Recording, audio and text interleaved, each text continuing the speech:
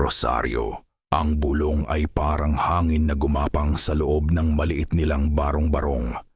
Tumigil si Kiko sa pagbilang na mamamagtadiyamtan ng mga bariyang nakalatag sa sahig na kawayan. Ang mga daliri niyang magaspang at may mga itim na singit dahil sa buong araw na pagkakalkal sa basura ay nanigas.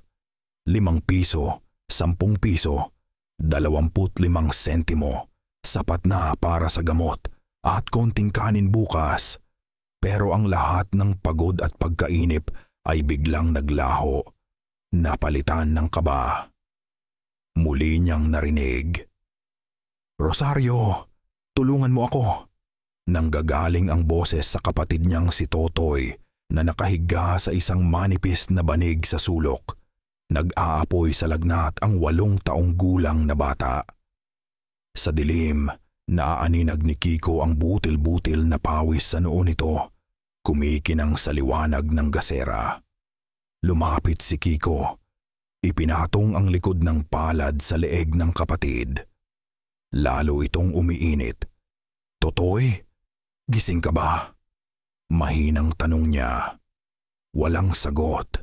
Nakapikit pa rin ang mga mata ni Totoy, pero ang mga labi nito ay patuloy na gumagalaw, bumubulong sa kung sino mang wala naman doon.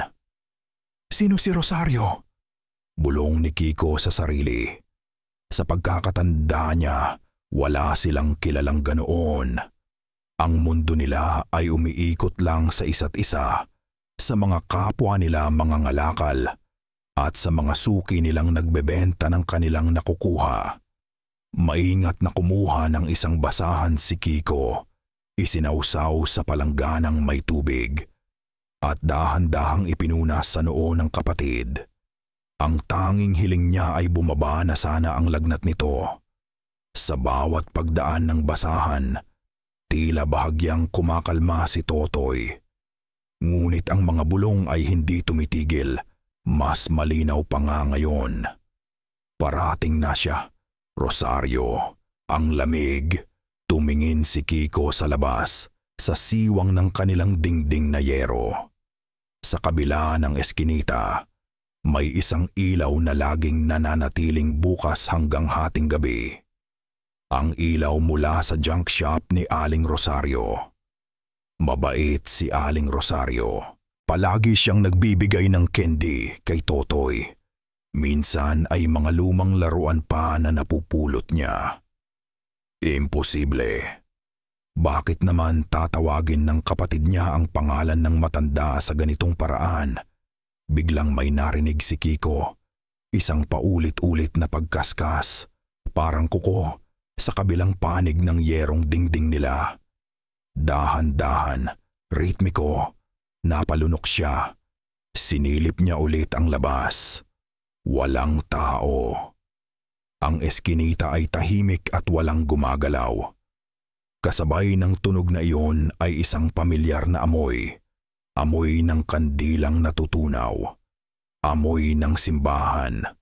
O amoy ng lamay. Sinubukan niyang huwag pansinin. Pagod lang siguro siya. Pagtapos niyang muling punasan si Totoy, naupo siya sa tabi nito, nakasandal sa dingding. Hawak ang mga baryang pinaghirapan. Babantayan ko lang siya sandali, sabi niya sa sarili. Isang saglit lang. Ipipikit ko lang ang aking mga mata. Ang biglaang katahimikan ang gumising sa kanya. Nawala ang pagkaskas, nawala ang amoy ng kandila.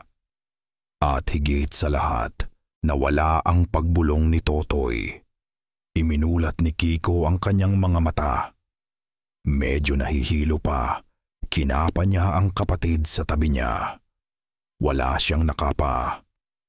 Napabalikwas siya ng bangon. Ang puso niya ay biglang kumabog na parang gustong kumawala sa dibdib niya. Ang gasera ay malapit ng maubos, nagbibigay ng paikot-ikot at mahinang liwanag. Ang banig, walang laman. Malamig ang hinigaan. Wala na si Totoy. Totoy! Sigaw niya. Ang boses niya ay basag at puno ng pagkasindak. "Totoy, nasaan ka?" At sa gitna ng katahimikan ng gabing iyon, isang tunog. Mahina pero malinaw. Mula sa labas, palayo sa kanilang barong-barong, ang kalampag ng kadena sa semento. Sumugod si Kiko palabas ng kanilang barong-barong. Ang mga paa niyang walang sapin ay hindi na iniinda ang matutulis na bato at basag na semento ng eskinita. Ang tanging naririnig niya ay ang mabilis na pintig ng sarili niyang puso at ang sisigaw na paulit-ulit na kumakawala sa kanyang lalamunan. "Totoy!" Ang malamig na hangin ng madaling araw ay parang mga karayom sa kanyang balat. Tumatakbo siya, lumilingon sa bawat madilim na sulok sa ilalim ng mga nakaparadang tricycle sa likod ng mga basurahan. Wala.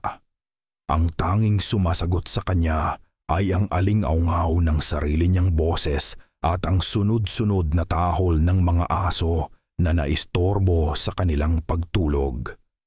Dinala siya ng kanyang mga paa sa bukana ng Kalye 13, ang pangunahing daan ng kanilang barangay.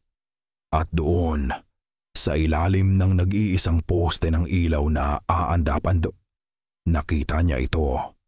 Ang luma at kalawangin na delivery truck. Ang truck ni Manong Damian. Biglang umakyat ang lahat ng dugo ni Kiko sa kanyang ulo.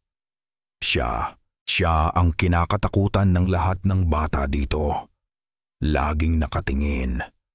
Laging nagmamasid. Kasabay ng pag-iisip na iyon, isang ugong ng makina ang bumasag sa katahimikan. Bumukas ang mga headlight ng truck. Ang liwanag nito ay sumilaw sa kanya at nagpinta ng mahaba niyang anino sa kalsada. At sa isang iglap, isang kakatuwang bagay ang nangyari. Ang lahat ng asong tumatahol ay sabay-sabay na tumahimik. Ganap na katahimikan. Hindi na nag-isip si Kiko. Ang desperasyon ay naging purong galit. Tumakbo siya palapit sa truck at kinakalampag ng buong lakas ang pinto sa driver's side. "Manong, ilabas mo ang kapatid ko. Alam kong nasa loob siya.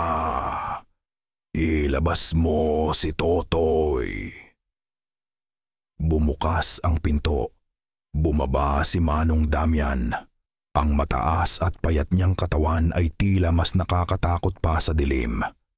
Ang mukha niya ay walang emosyon, ang mga mata niya ay malalim at tila pagod na pagod. Hindi siya nagsalita. Tinitigan niya lang si Kiko na parang binabasa ang kaluluwa nito. "Nasaan siya? Hindi ako na to one day." Sigaw ulit ni Kiko. Nanginginig na ang boses sa pinaghalong takot at galit. Imbes na sumagot, may kinuha si Manong Damian mula sa bulsa ng kanyang maruming pantalon. Inilahad niya ang kanyang kamay. Sa palad niya ay may isang maliit na telang supot, tinalian ng pulang sinulid. May kakaibang amoy ito, parang pinaghalong mga tuyong dahon at ugat. Napakunot ang noo ni Kiko. "Ano to?" Hindi pa rin umimik si Manong Damian. Hinawakan niya ang kamay ni Kiko at sa pilitang isinara ang mga daliri nito sa maliit na supot. At saka lang siya nagsalita sa isang boses na garalgal at halos pabulong. "Huwag kang maniwala sa ngiti niya." Pagkasabi noon, tinalikuran na niya si Kiko, umakyat pabalik sa truck at pinaandar ito palayo. Naiwan si Kiko na nakatayo sa gitna ng kalsada. Tuliro. Hawak-hawak ang kakaibang supot. Gusto niyang itapon. Gusto niyang ibato sa papalayong truck. Pero sa hindi malamang dahilan, isinilid pa rin niya ito sa kanyang bulsa. "Kiko, anong nangyayari dito? Narinig kitang sumisigaw." Isang malumanay na boses ang tumawag sa kanya. Paglingon niya, nakita niya si Aling Rosario, papalapit mula sa kanyang junk shop. Ang mukha niya ay puno ng pag-aalala. "Aling Rosario," halos mautal si Kiko. "Si Totoy po, nawawala." Nanlaki ang mga mata ng matanda. "Ano? Paanong nangyari?" Lumapit ito. Tiyakap si Kiko. Isang yakap na mahigpit at puno ng awa. "Huminahon ka, iho. Hahanapin natin siya. Huwag kang mag-alala." Sa yakap ni Aling Rosario, sandaling gumaan ang pakiramdam ni Kiko. Pakiramdam niya ay may kakampi siya. May taong nakakaintindi. Isinubsob niya ang kanyang mukha sa balikat ng matanda, handa ng umiyak. At doon, naamoy niya ito. Mahina lang, halos hindi mapansin, pero sigurado siya, Gip. Sa damit ni Aling Rosario, sa buhok nito, ang amoy ng kandilang sinusunog. Maghapon na paikot-ikot si Kiko sa barangay. Ang pag-asa ay napalitan na ng pagod at malamig na takot. Bawat nakakasalubong niya ay tinatanong niya tungkol kay Totoy. Pero ang sagot nila ay laging kibit-balikat at mga tingin ng pag-aalala. Bumalik siya sa junk shop, pero sarado na ito. At ang bahay ni Aling Rosario sa itaas ay tila walang tao. Ang amoy ng kandila ay nanatili sa kanyang isipan. Isang absurdong hinala na hindi niya kayang bigkasin. Sa kanyang paglalakad, narinig niya ang dalawang matandang nag-uusap sa tapat ng isang tindahan. Nawawala daw ang bunso ni ano. "Hay, kawawa naman," sabi ng isa. "Dapat dalhin niya yan kay Lola Ising," sagot ng pangalawa. "Baka may nakakita na hindi natin nakikita." Lola Ising, ang matandang manggagamot na nakatira sa pinakadulo ng eskinita, sa isang bahay na halos natatabunan na ng mga baging. Sabi-sabi, may alam daw ito sa mga bagay na hindi maipaliwanag. Wala nang ibang pagpipilian si Kiko. Desperado na siya. Kinakabahan siyang kumatok sa maliit na pinto na gawa sa kawayan. Ang bahay ay mukhang matagal nang inabandona. Walang sumasagot. Kakatoksa na siya ulit nang dahan-dahang bumukas ang pinto. Isang mukhang puno ng kulubot ang sumilip sa kanya. "Anong kailangan mo, bata?" tanong ni Lola Ising. Ang boses niya ay kasing tuyo ng mga dahon sa kanyang bakuran. "Ako po si Kiko, kapatid ni Totoy. Nawawala po siya." Tinitigan siya ng matanda mula ulo hanggang paa. "Wala akong maitutulong sa'yo. Sa pulis ka pumunta." Akma na niyang isasara ang pinto nang maalala ni Kiko ang supot sa kanyang bulsa. Mabilis niya itong inilabas. "Bigay po ito ni Manong Damian." Natigilan si Lola Ising. Ang mga mata niyang kanina ay malamig ay biglang nagkaroon ng kakaibang kislap. Kinuha niya ang supot mula sa kamay ni Kiko at inamoy ito. Pagkatapos ay binuksan niya ng maluwag ang pinto. Pasok! Ang loob ng bahay ay masikip at amoy mga pinatuyong halaman. Nakasabit kung saan-saan ang mga bungkos ng kung ano-anong dahon. At sa isang maliit na mesa ay may mga botelyang naglalaman ng mga likidong iba't iba ang kulay. Isang tunog ang pumuno sa loob, parang bulong ng libo-libong langaw. Pero nang ilibot ni Kiko ang kanyang paningin, wala siyang makitang kahit isang insekto. Hindi na nagsalita pa si Lola Ising. Kumuha siya ng isang maliit na platitong gawa sa putik, ibinuhos ang laman ng supot, at sinindihan ito. Isang makapal at mabangong usok ang umakyat at pumuno sa silid. "Tumingin ka sa usok," utos ng matanda. "Isipin mo ang kapatid mo." Sumunod si Kiko. Ipinikit niya ang kanyang mga mata at inisip si Totoy at siya ni Mami Mamapupay. Ang tawa nito ang maliliit nitong kamay. Pagmulat niya, ang usok sa harap niya ay tila nagkakaroon ng hugis. Malabo, paiba-iba. Ngunit sa isang saglit, naging malinaw ito. Isang imahe, isang suklay na gawa sa pilak, kumikinang sa gitna ng kulay abong usok at pagkatapos ay naglaho ito. Isang utang na dugo, bulong ni Lola Ising. Ang mukha niya ay seryoso. Isang pangakong hindi natupad na ngayon ay sinisingil sa iba. Ano po ang ibig niyong sabihin? Naguguluhang tanong ni Kiko. Nasaan po si Totoy? Huminga ng malalim si Lola Ising at ang tunog ng mga hindi nakikitang langaw ay biglang tumigil. Tumingin siya diretso sa mga mata ni Kiko.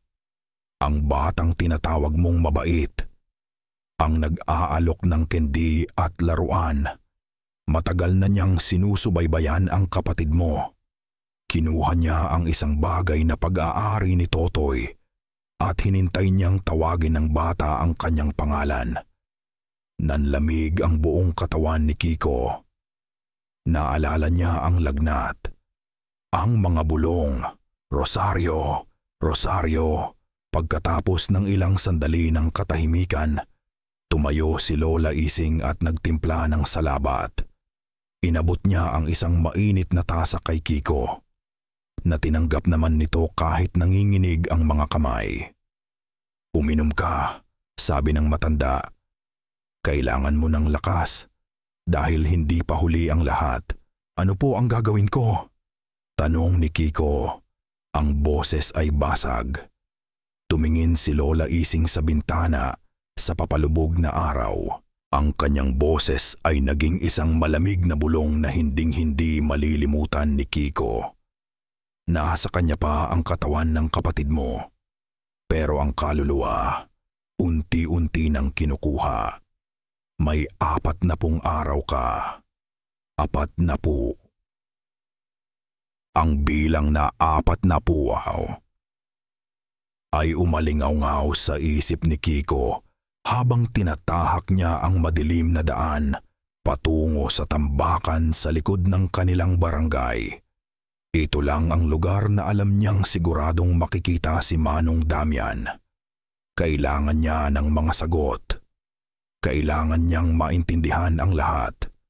Naabutan niya itong nag-aayos ng mga sako ng bote sa likod ng kanyang truck. Ang liwanag lang ay mula sa buwan at sa isang mahinang bombilya na nakasabit sa isang poste. Sa paligid, ang amoy ng nabubulok na basura ay masangsang, pero mahagdig na amoy hiyakumay hindi na ito iniinda ni Kiko. Kailangan nating mag-usap, sabi ni Kiko.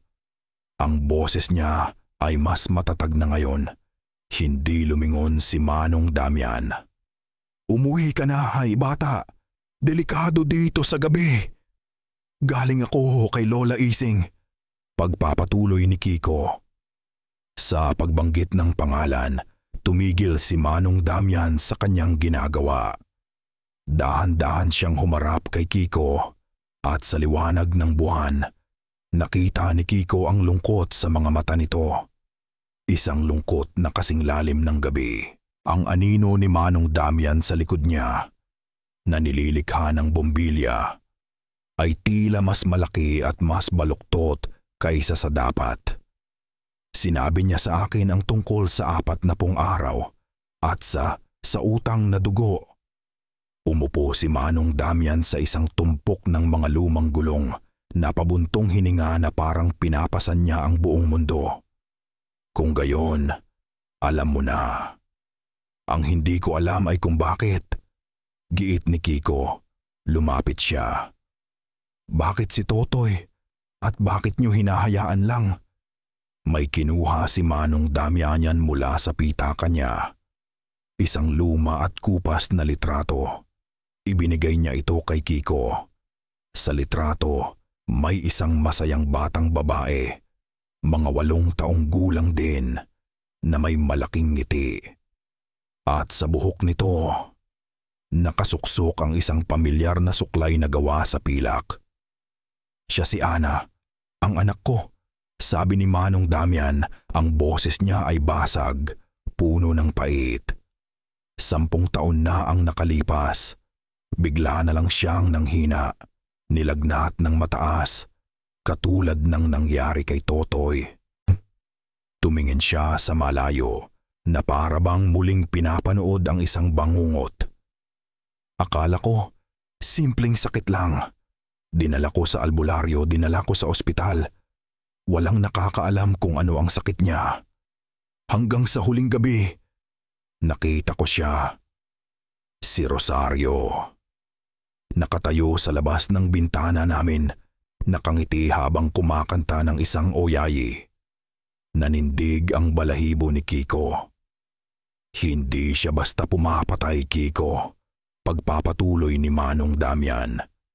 Nagnanakaw siya ng hininga, ng buhay, para ilipat sa isang bagay. Isang bagay na ginawa niya para palitan ang sarili niyang anak na matagal nang patay. Mula noon, naging panata ko na ang bantayan siya. Ang subukang iligtas ang mga batang tulad ni Ana. Pero palagi akong huli. Palagi. Ang bigat ng bawat salita ay ramdam na ramdam ni Kiko. Ang lalaking kinatatakutan niya ay isa palang ama na nabigo. Bakit hindi niyo na lang siya tapusin? Tanong ni Kiko, halos pabulong. Umiling si Manong Damian. Isang mapait na ngiti ang sumilay sa kanyang mga labi. Dahil kapag ginawa ko yon, ang mga kaluluwa ng mga batang kinuha niya, kasama ang anak ko ay mananatiling bilanggo sa kanya magpakailanman. Kailangang basagin ang sumpa sa tamang paraan. Natahimik si Kiko. Ang galit niya ay napalitan ng awa. Ang lalaking kaharap niya ay hindi isang halimaw. Isa siyang biktima tulad niya. Dinukot niya mula sa kanyang bulsa ang nag-iisang piraso ng tinapay na baon niya. Panlaman tiyansana niya para sa buong araw. Walang sabi-sabing iniabot niya ito kay Manong Damian. Tumingin si Manong Damian sa tinapay, tapos sa bata. May pagtataka sa kanyang mga mata. Dahan-dahan, tumango siya at kinuha ito. Sa simpleng kilos na iyon, isang alyansang hindi nila inaasahan ang nabuo sa gitna ng tambakan. Bigla silang natigilan. Mula sa kanilang kinatatayuan sa mataas na bahagi ng tambakan, kitang-kita ang kabuuan ng barangay na parang isang dagat ng mga mumunting ilaw. Isang bintana ang biglang nagliwanag. Ang bintana sa itaas ng junk shop ni Aling Rosario. At kasabay ng liwanag, may narinig sila. Dala ng hangin. Isang himig, isang oyayi. Pamilyar ang himig. Napakalamig, napakapamilyar. Nanigas si Kiko sa kanyang kinatatayuan. Ang dugo niya ay tila naging yelo sa kanyang mga ugat. Iyon ang kantang laging inaawit ng nanay nila ni Totoy bago sila matulog. Nakatago sila sa likod ng isang malaking basurahan ng basura sa kabilang kalsada mula sa junk shop. Malamig ang hangin at ang tanging ilaw ay mula sa buwan na sumisilip sa mga ulap. Amoy kalawang at basang lupa ang paligid. Makinig kang mabuti, bulong ni Manong Damian. Ang hininga niya ay nagiging puting usok sa lamig. Ito ang sinasabi ni Ising na pagsubok. Gagamitin niya ang lahat para guluhin ang isip mo. Huwag kang papalinlang. Tumango lang si Kiko. Ang puso niya ay dumadagundong sa kanyang dibdib. Nakatitig siya sa nakasaradong pinto ng junk shop na parang ito ang bibig ng isang halimaw na natutulog. Sa unang ilang minuto, walang nangyari. Tanging ang ugong lang ng hangin at ang paminsan-minsang pagaspas ng mga yerong bubong. Nagsisimula ng manlamig ang mga daliri ni Kiko. Nagsisimula na siyang mag-isip kung tama ba ang ginagawa nila. At narinig niya. Isang hikbi, mahina, pero sapat na para manayo ang lahat ng balahibo sa kanyang batok. Kasunod niyon ay isang salita, garalgal at puno ng takot. Kuya. Si Totoy. Napasinghap si Kiko. Buhay siya. Nasa loob siya. Totoy, bulong niya. Kuya Kiko, tulong. Pagpapatuloy ng boses mula sa loob. Ang dilim dito, natatakot ako. May kakaiba sa boses, may lalim. Parang nanggagaling sa ilalim ng lupa, umaalingaw-ngaw sa isang napakalaking espasyo kahit na maliit lang naman ang junk shop. Pero hindi na iyon inisip ni Kiko. Ang kapatid niya ay humihingi ng tulong. Akmang tatayo at susugod si Kiko ng isang kamay na bakal ang pumigil sa kanyang balikat. Huwag, mariing bulong ni Manong Damian. Patibong yan. Pero narinig niyo siya.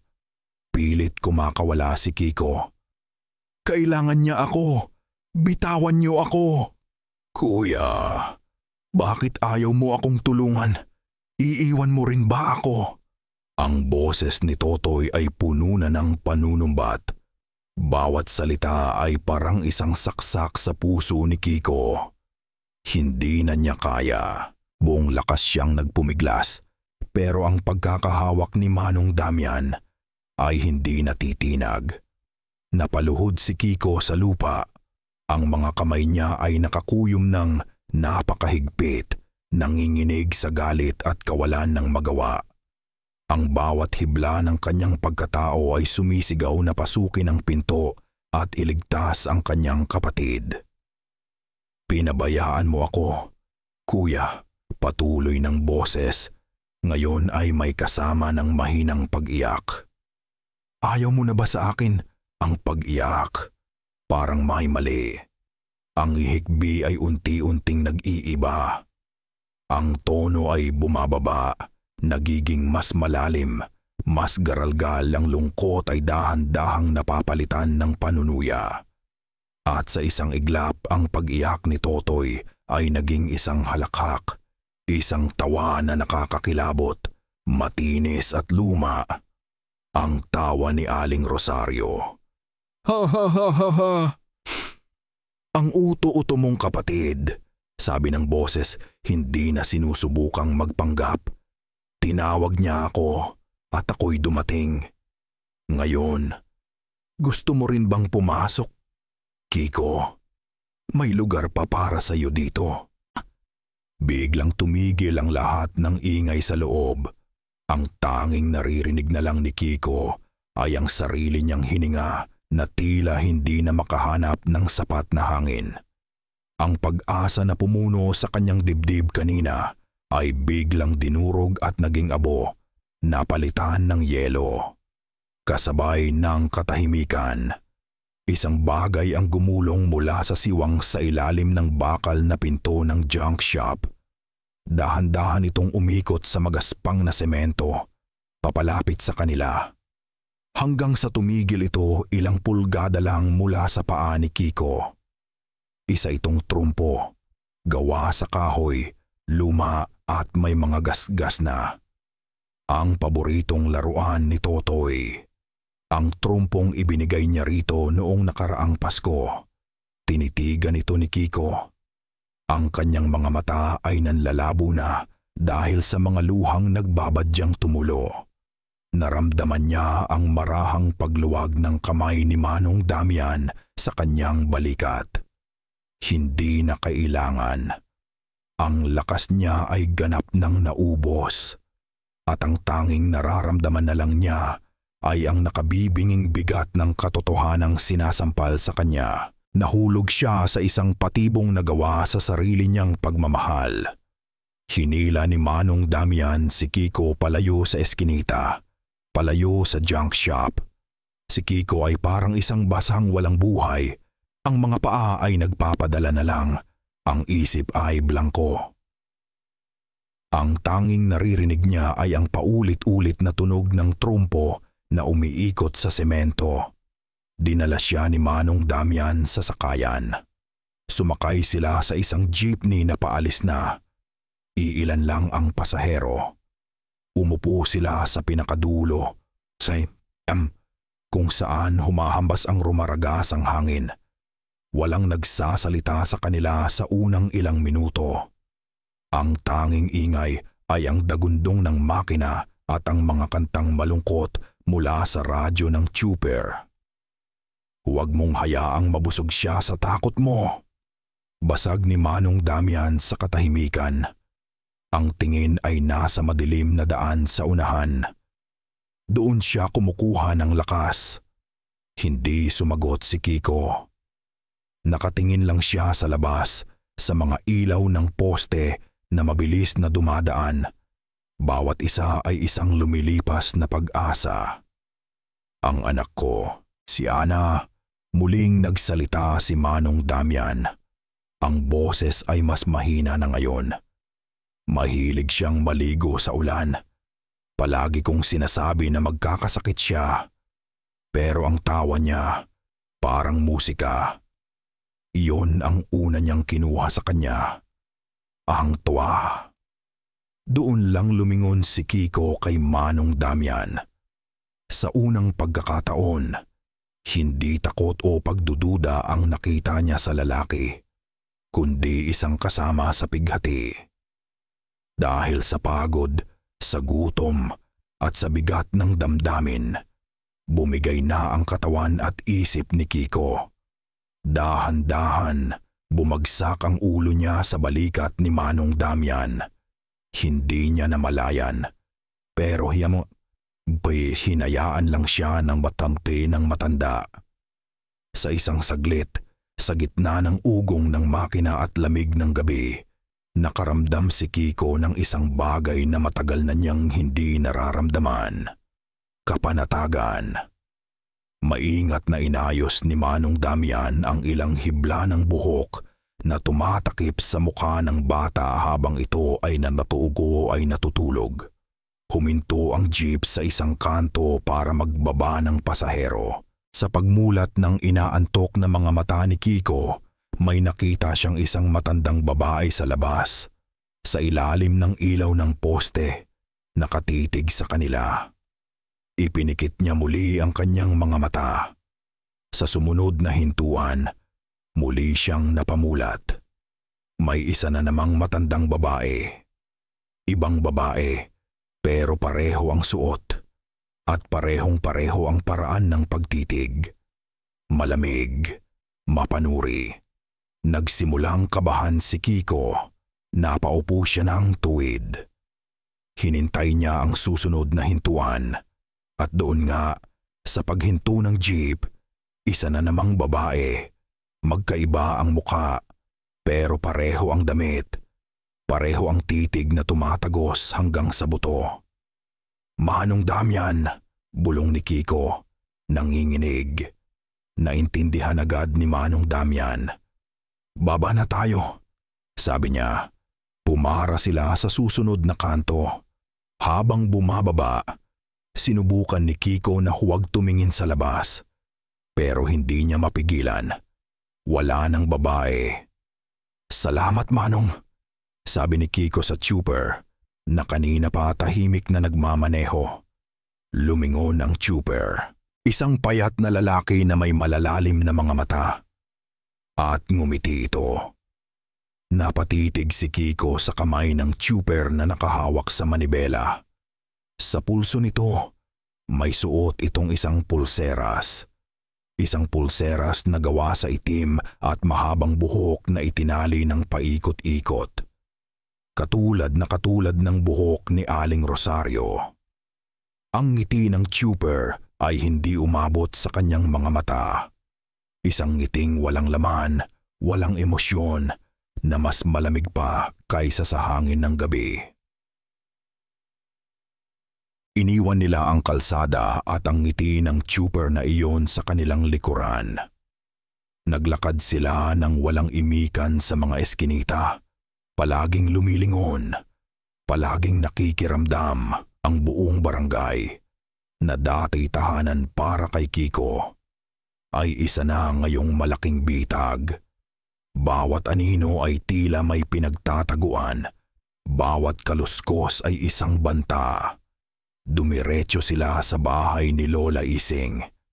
Kahit umaga na, ang loob ng bahay ng matanda ay madilim pa rin at amoy mga ugat.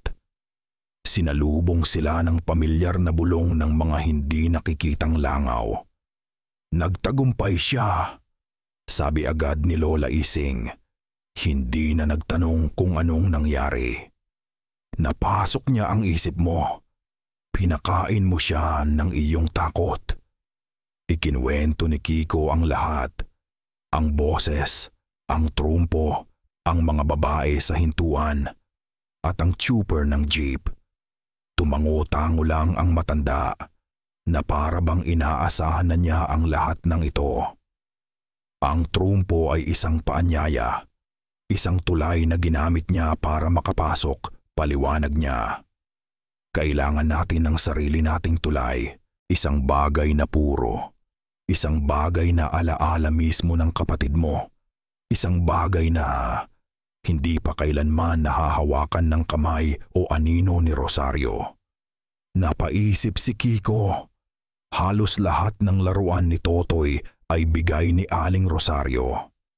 Ang mga damit na bigay ng mga kapitbahay ay tiyak na nakita na rin nito. Ano ang bagay na maitatago ng isang batang tulad ni Totoy na siya lang ang nakakaalam? At bigla, nagliwanag ang kanyang isip.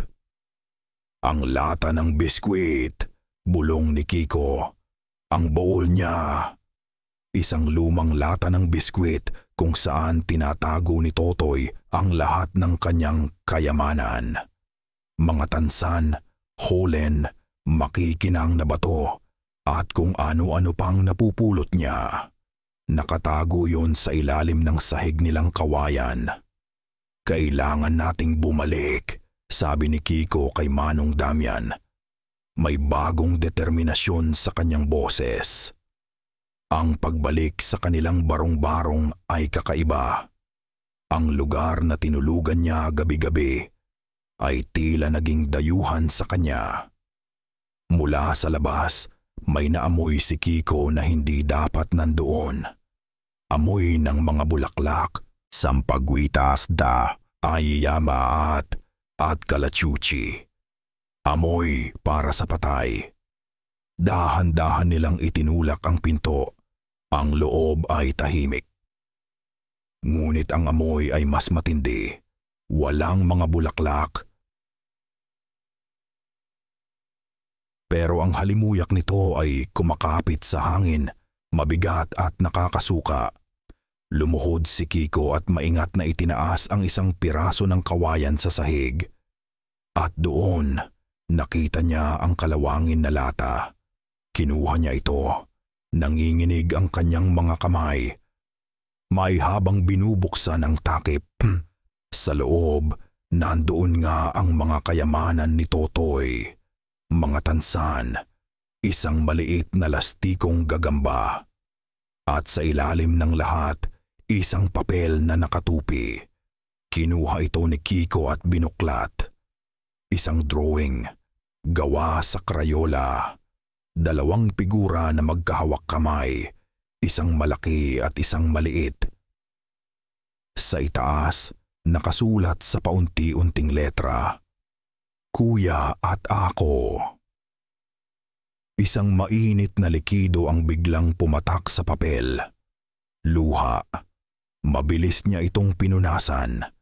Patuloy siyang naghalungkat sa loob ng lata at sa pinakailalim, nakabalot sa isang maliit na piraso ng tela.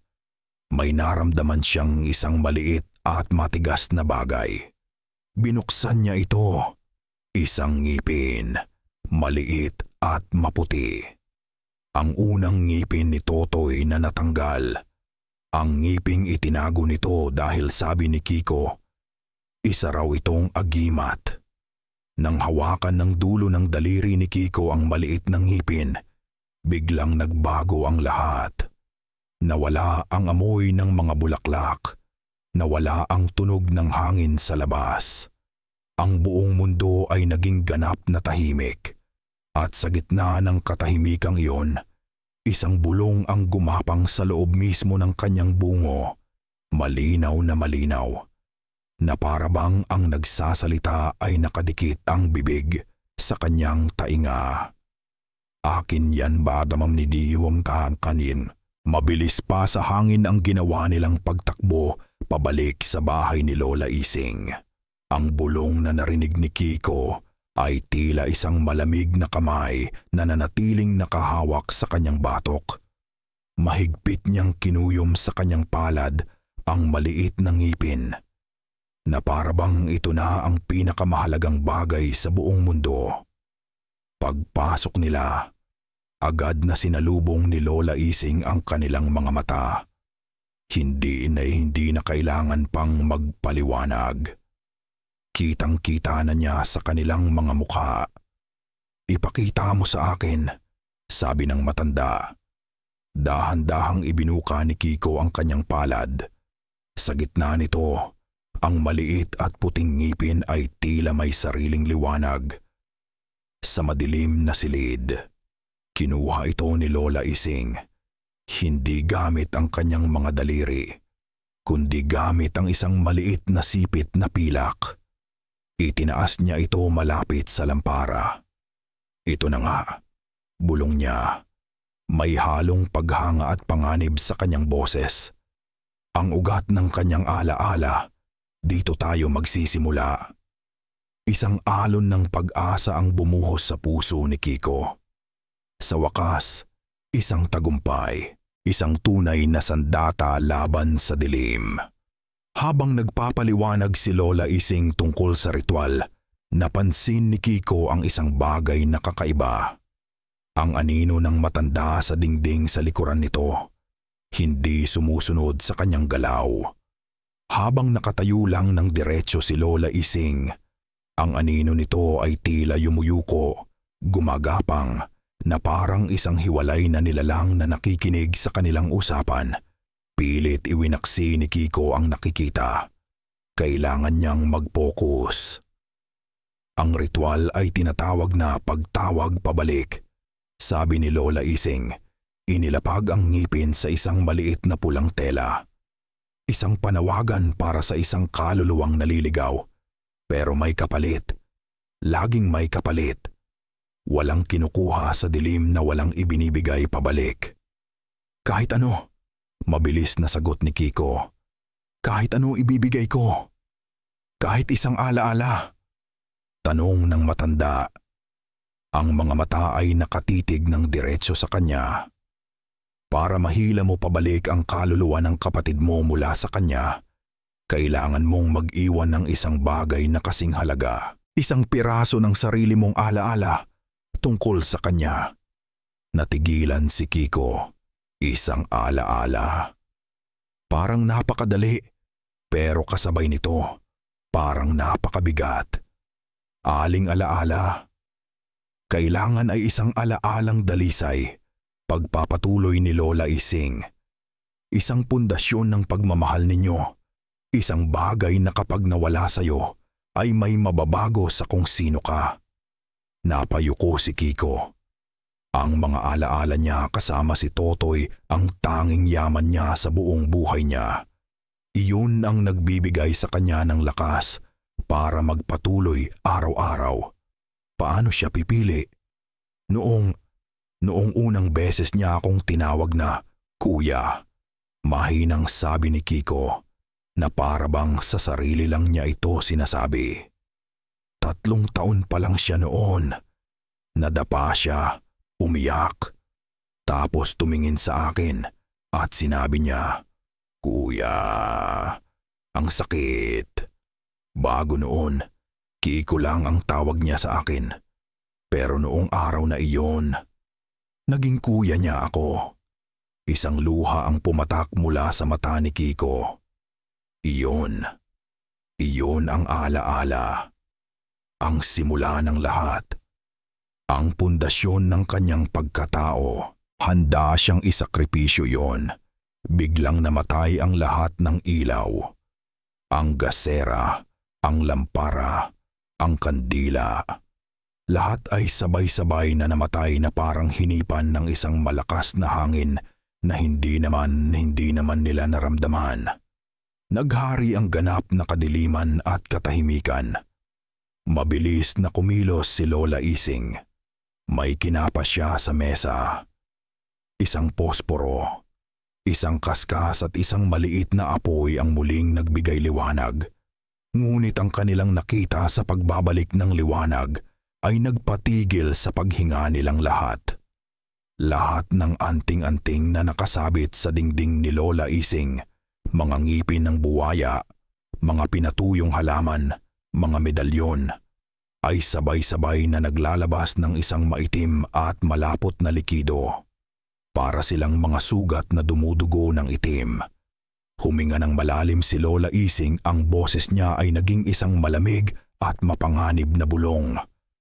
Nandito na siya. Isang patak ng itim na likido ang tumulo mula sa isang anting-anting at bumagsak sa sahig na kawayan. Plak. Malapit na. Pahanang ika-4 na pong gabi. Naging isang munting kuta ang bahay ni Lola Ising. Ang mga bintana ay mahigpit na isinara. Ang bawat siwang sa pinto at sahig ay nilagyan ng asin. Sa gitna ng silid, sa ibabaw ng pulang tela, ay nakalagay ang ngipin ni Totoy na tila isang hiyas sa gitna ng kadiliman. Si Lola Ising ay nakaupo sa isang sulok, bumubulong ng mga orasyon na hindi maintindihan ni Kiko, habang si Manong Damian naman ay nakatayo malapit sa pinto. Hawak ang isang luma at kinakalawang na itak. Naghahanda sila. Naghihintay. Walang pisikal na pag-atake na dumating. Walang kalampag sa pinto. Walang kaskas sa dingding. Ang ginamit ni Rosario ay isang sandatang mas matalim at mas malalim, ang lason ng alaala. Nagsimula ito sa mga litrato sa dingding. Habang nakatingin si Kiko sa isang lumang larawan ng isang pamilyang hindi niya kilala, napansin niyang tila gumalaw ang ngiti ng babae. Kumurap siya. Pagtingin niya ulit, ang mukha na sa litrato ay hindi na iba sa kanya. Ang mukha ni Aling Rosario, nakangiti ng mapanukso. Napaurong si Kiko, pero bago pa siya makapagsalita, nagsimula na ang tunay na atake. Isang pamilyar na amoy ang biglang pumuno sa hangin, amoy ng nilagang kape at sinangag. Ang amoy ng almusal sa kanilang tahanan noong nabubuhay pa ang mga magulang niya. Sa harap ni Kiko, sa gitna ng silid, nabuo ang dalawang anino. Unti-unti, naging malinaw ang mga ito, ang kanyang ina, ang kanyang ama. Pero ang mga mukha nila ay hindi masaya. Puno ito ng pagkadismaya. Kiko, sabi ng anino ng kanyang ina. Ang boses ay malamig at puno ng hinanakit. Bakit mo pinabayaan ang kapatid mo? Ang tanging bilin namin sa iyo, dagdag ng kanyang ama, ay alagaan niyo ang isa't isa. At nabigo ka. Wala kang kwentang kuya, sabay nilang sabi. Ang mga salita ay tumago sa puso ni Kiko na parang mga bubog. Napaluhod siya nanginginig. Tinatakpan ang kanyang mga tainga. Hindi totoo yan. Sa kabilang dako ng silid, si Manong Damian ay nakikipaglaban sa sarili niyang demonyo. Sa harap sa harap niya ay nakatayo ang isang batang babae na may suot na puting bestida, si Ana. Pero ang balat nito ay maputla, at ang mga mata ay walang buhay. "Itay," sabi ng aparisyon ng kanyang anak. Ang boses ay isang malungkot na alingaw-ngaw. "Pagod na po ako. Tama na po. Hayaan niyo na po akong magpahinga." Napahigpit ang hawak ni Manong Damian sa kanyang itak. "Hindi kasi Ana," sabi niya. Nanginginig ang boses. "Pero dahil sa'yo, hindi ako matahimik," sagot ng bata. May isang luha ng dugo na dumaloy sa pisngi nito. "Itigil niyo na po ito. Kalimutan niyo na ako, itay. Pakiusap." Ang dalawang lalaki, si Kiko at si Damian, ay kapwa nalulunod sa sarili nilang dagat ng pighati at pagsisisi. Ang kanilang determinasyon ay unti-unting nadudurog. Ito na ang gusto ni Rosario. Ngunit may isang taong hindi kayang sirain ng mga ilusyon. Tumayo si Lola Ising. Mula sa kanyang bulsa, kinuha niya ang isang maliit na kampanilya na gawa sa tanso. Hindi niya ito pinatunog ng malakas. Isang marahan lang na pagalog. Ting! Ang tunog ay maliit, pero sa loob ng silid na puno ng bigat at kasinungalingan, ito ay kasing lakas ng isang kulog. Ang tunog ay dalisay, malinis, totoo. Sa isang iglap, naglaho ang mga anino. Ang amoy ng kape ay nawala. Ang aparisyon ni Ana ay naging usok. Napakurap si Kiko at Manong Damian na parabang nagising mula sa isang masamang panaginip. Ang bigat sa kanilang dibdib ay gumaan at ang kanilang isip ay muling luminaw. Nakaligtas sila. Pero hindi pa tapos ang gabi. Sakto hating gabi. May narinig silang isang himig. Mahina sa simula, dala ng hangin, ang oyayi. Ngunit habang tumatagal, lalo itong lumalakas. At napagtanto nila ang isang bagay. Bagay na nakakapangilabot. Ang pagkanta ay hindi nanggagaling sa iisang lugar. Hindi lang mula sa labas ng bahay. Nanggagaling ito sa lahat ng dako. Mula sa bahay sa kanan, sa bahay sa kaliwa, sa kabilang kalsada. Na parabang ang buong barangay, ang bawat bahay, ay sabay-sabay na kumakanta ng malagim na himig na iyon. Ang ritual niya ay nasa kasukdulan na. Naging isang nakabibinging konsyerto ng isang oyayi ang buong barangay. Ang himig na dati nagpapatulog sa mga bata ay ngayon nagiging dahilan para hindi sila makatulog kailanman. Sa loob ng bahay, ang tatlo ay nakahanda na. "Oras na," sabi ni Lola Ising. Ang kanyang mga mata ay nakatutok sa orasan sa dingding. Ang mahahabang kamay nito ay papalapit na sa 3:17. Ang oras kung kailan pinakamanipis ang tabing sa pagitan ng ating mundo at ng sa kanila.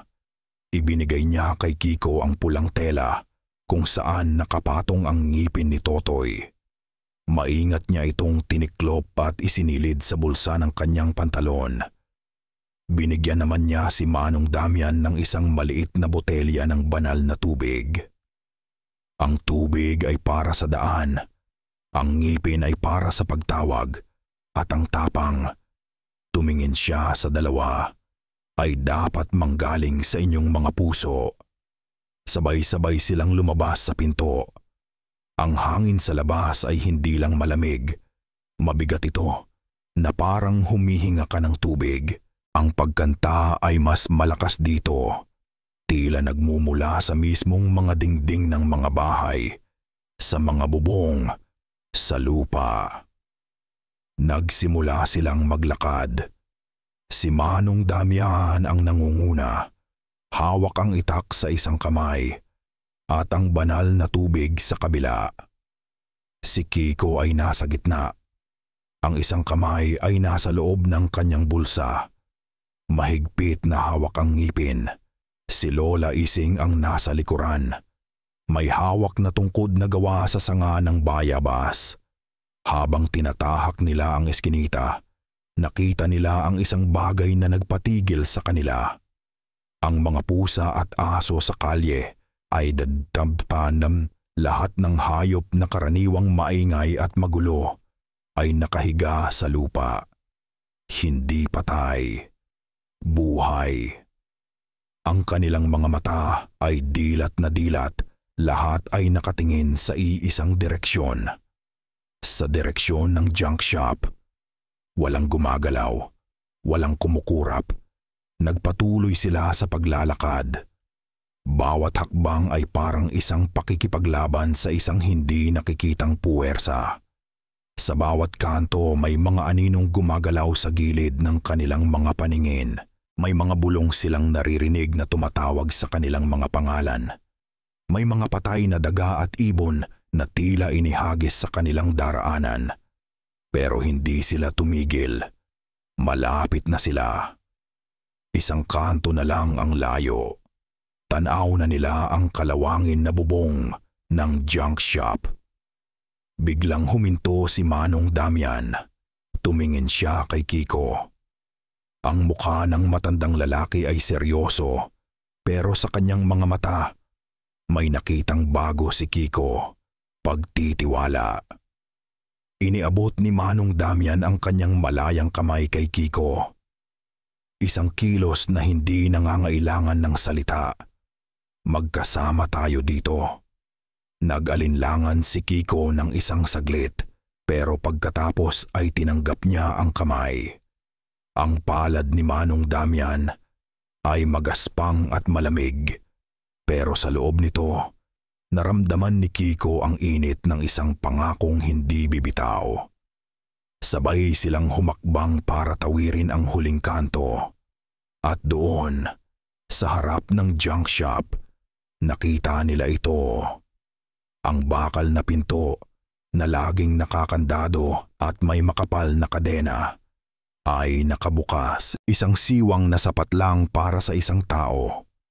Mula sa loob, walang liwanag, tanging ang ganap na kadiliman. At mula sa kadilimang iyon, isang tunog ang lumabas.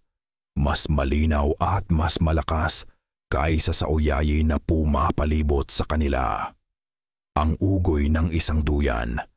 Kaskas, kaskas, paulit-uli.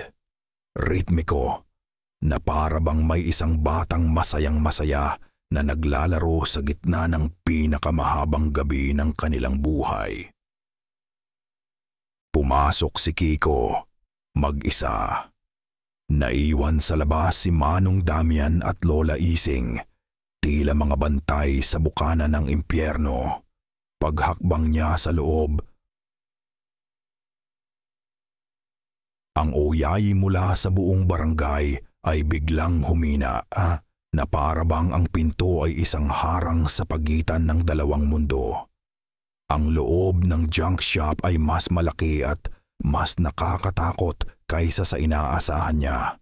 Ang mga tumpok ng kalakal ay parang mga natutulog na halimaw sa dilim. Ang amoy ng kalawang at nabubulok na lupa ay masangsang. Hinaluan ng matamis at nakakasukang amoy ng namamatay na bulaklak. At sa gitna ng lahat, nandoon ito, ang duyan. Isang anyo ang nakaupo dito, dahan-dahang umuugoy pabalik-balik. Hindi si Totoy. Isang manika. Isang manikang gawa sa pinagtagpi-tagping basahan at buhok. Kasing laki ng isang 8 taong gulang na bata. At nakasuot ito ng damit ni Totoy, ang paborito nitong t-shirt na may butas sa siko. Biglang tumigil ang pag-ugoy. Ang manika ay nakatingin ng diretso sa kanya. Ang mga mata nitong gawa sa butones ay tila may sariling buhay. Kasabay ng pagtigil ng duyan, tumigil din ang lahat ng tunog. Nawala ang uyayi. Nawala ang ugong ng hangin. Nawala maging ang tunog ng sarili niyang paghinga. Isang nakabibinging katahimikan. Naalala ni Kiko ang sinabi ni Lola Ising. Huwag kang titigil. Huwag kang magpapadala. Nagsimula siyang magsalita. Ang boses niya ay nanginginig sa simula. Pero unti-unting lumalakas. Totoy, Alfonso, Alfonso Miguel. Tinawag niya ang buong pangalan nito. Ang pangalang sila lang dalawa ang gumagamit. Sa bawat pagbigkas, nararamdaman niya ang enerhiya na dumadaloy mula sa kanyang dibdib, palabas ng kanyang bibig. Isang sinulid ng liwanag sa kadiliman. Tumigil ka. Isang boses ang bumasag sa katahimian. Mula sa likod ng isang bundok ng mga lumang gulong, lumabas si Aling Rosario. Wala na ang mabait na ngiti. Wala na ang maamong mukha. Ang kanyang mga mata ay nagniningas na parang dalawang baga. At ang kanyang mangiti ay isang gurles na puno ng galit. Ang boses niya ay hindi na malambing. Ito'y parang tunog ng nababasag na salamin. Hindi mo na siya mababawi, sabi ng aswang. Akin na siya. Aalagaan ko siya. Bibigyan ko siya ng buhay na hindi mo kayang ibigay. Hindi pinansin ni Kiko. Ipinikit niya ang kanyang mga mata para hindi makita ang halimaw. Muli siyang tumawag. Alfonso Miguel, naririnig mo ba ako? Si Kuya to. Umuwi ka na. Sinungaling, sigaw ni Rosario. Ang boses niya ay nagpapayanig sa mga yero sa paligid. Pababayaan mo lang siya ulit. Mamamatay lang siya sa gutom. Piling mo, dito mabubuhay siya magpakailanman. Naramdaman ni Kiko ang pag-aalinlangan na gumagapang sa kanyang puo. Paano kung tama ito? Paano kung mas mabuti nga para kay Totoy? Hindi. Ang pagmamahal niya ang tunay. Ang pagmamahal nito ay isang lason. Ito na ang sandali. Ang ginintuang sandali ng sakripisyo. Ipinikit ni Kiko ng mariin ang kanyang mga mata. At sa loob ng kanyang isip, binalikan niya ang alaala. Ang isang hapon sa ilalim ng ulan. Si Totoy 3 taong gulang tumatakbo at biglang nadapa. Ang gasgas sa tuhod. Ang malakas na iyak. Ang pagtakbo niya para buhatin ito. At ang mga salitang unang beses niyang narinig mula sa maliit na bibig na iyon. Kuya, ang sakit. Ang alaala ay napakalinaw. Ang amoy ng basang lupa. Ang init ng katawan ni Totoy. Ang bigat niya sa kanyang mga braso. Ang pakiramdam ng pagiging isang tunay na kuya sa unang pagkakataon. Paalam, bulong ni Kiko sa alaala. At pagkatapos, ibinuhos niya ang lahat ng pagmamahal, lahat ng sakit, lahat ng pag-asa sa isang huling sigaw. Alfonso Miguel! Isang nakakasilaw na puting liwanag ang sumabog mula sa dibdib ni Kiko. Ang manika sa duyan ay marahas na nangisay, na parabang kinukuryente, at nagsimulang masunog mula sa loob. Kasabay nito, isang hiyaw na hindi galing sa tao ang kumawala mula sa bibig ni Aling Rosario. Ang kanyang balat ay natutuyo at nagiging abo, nililipad ng isang hangin na walang pinanggagalingan. Ang kanyang katawan ay nababakbak at mula sa ilalim nito. Hindi laman at dugo ang lumalabas, kundi isang kulumpon ng mga itim na gagamba. Langaw at ipis na nagkakagulo bago maging alikabok. Ang anyo niya ay bumagsak sa sahig, isang bunton ng tuyong abo at mga patay na insekto. Ang liwanag ay nawala. Ang sigaw ay tumigil. At sa gitna ng katahimikan na sumunod, naramdaman ni Kiko ang isang bagay sa loob ng kanyang isipan. Isang espasyo. Isang pamilyar na init na bigla na lang nanlamig. Isang pinto na isinara magpakailanman. Nawala na. Ang alaala, nawala na. Ang unang sinag ng araw ay dumaan sa mga butas ng yerong bubong, nagpinta ng mga guhit ng liwanag sa alikabok na lumulutang sa hangin. Ang junk shop ay isa na lang ulit, junk shop, isang tumpok ng mga luma at walang buhay na bagay. Wala ng duyan. Wala ng manika. Sa sahig, kung saan bumagsak si Aling Rosario, ay mayroon na lang isang maitim na mantsa na para bang may nabuhos na langis. Pumasok si Manong Damian at Lola Ising. Ang kanilang mga mukha ay pagod ngunit may bahid ng tagumpay. Tapos na, bulong ni Lola Ising. Pinalaya mo sila. Pero hindi iyon ang nasa isip ni Kiko. Ang kanyang mga mata ay ligaw na naghahanap sa bawat madilim na sulok, sa ilalim ng mga mesa, sa likod ng mga bakal. Totoy, tawag niya. Ang boses ay Pao si Totoy. Nasaan ka? Si Manong Damian ang nakakita sa kanya. Sa isang sulok, sa likod ng mga sako ng bote, ay may isang maliit na anyo na nakabaluktot na parang isang sanggol. Tahimik. Hindi gumagalaw. Dahan-dahan silang lumapit. May takot na gumapang sa puso ni Kiko. Isang takot na mas masahol pa kaysa sa aswang. Ang takot na baka huli na ang lahat. Hinawakan ni Manong Damian ang balikat ng bata at marahan itong iniharap sa kanila. Si Totoy, ang kapatid niya. Payapa siyang natutulog. Ang kanyang paghinga ay malalim at kalmado. Walang bahid ng lagnat. Walang bakas ng bangungot. Ligtas siya. Isang alon ng kaluwagan ang bumuhos kay Kiko.